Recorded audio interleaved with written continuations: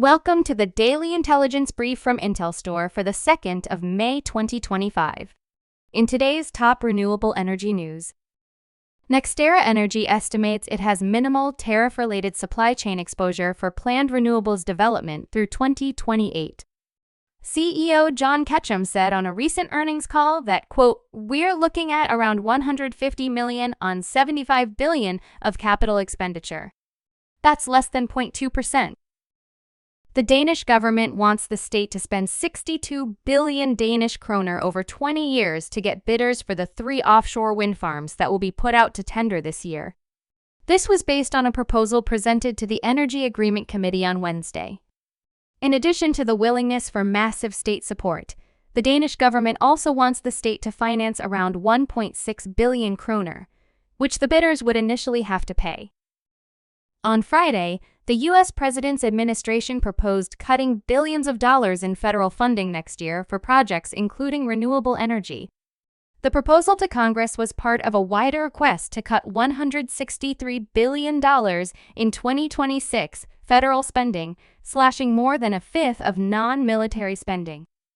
The White House said the energy budget proposal cancels more than $15 billion in carbon capture and renewable energy funding from the bipartisan infrastructure law.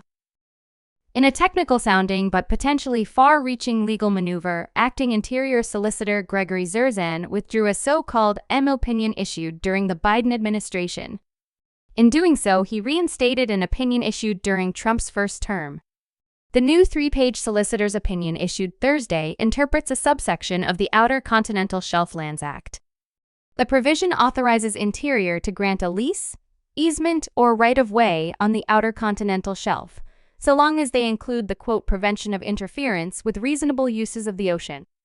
The belief amongst the offshore wind industry is that this will be used to restrict any project development during the next 4 years. Texas generates the most renewable energy in the nation. 3 Republican bills being advanced by the state legislature could halt Texas's green energy progress and give fossil fuels a leg up in the state's energy market. Senate Bill 388, which has passed the state Senate, would require at least 50% of power generation installed after 2026 to come from dispatchable energy sources. Senate Bill 715 amends existing statutes to set strict reliability requirements that would favor fossil fuel sources. Senate Bill 819 would make it harder to permit renewable energy projects by invoking the police power of the state to increase electric generation. You can learn more about all of IntelStor's market and sales intelligence offerings at www.intelstor.com and subscribe to our channel today.